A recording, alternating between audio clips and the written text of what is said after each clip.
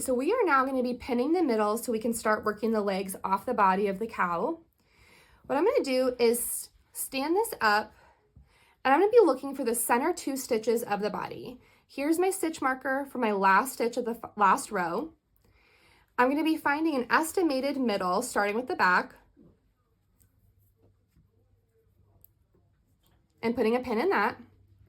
And then you're going to want to count 16 stitches over. 15, 16. I'm going to put my stitch in the next stitch here, so stitch 17. So now if you count them, you should have 16 stitches on this side and 16 stitches on this side of the pins in the middle. So I'm going to go ahead and get this next row started here just so you can see how we bypass those.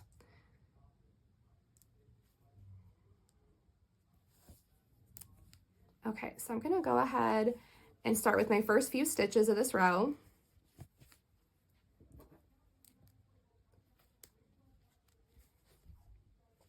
Now, when I get to the stitch marker, stitch, I'm going to skip over this one, move to the other side of the body,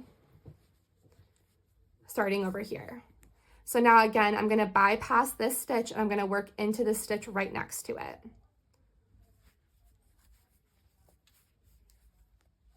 Okay, and then I will continue making this row and building the legs and the feet off of just this side of the body.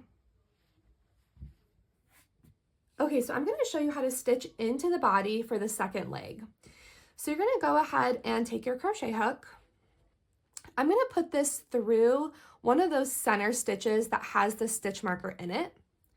I'm going to yarn my yarn over, pull that through so I've got a loop on here. You want a very long yarn tail for this because we're going to use this to whip stitch the body closed. So I'm going to go ahead and go into that first stitch, and then I'm just going to complete this row as normal.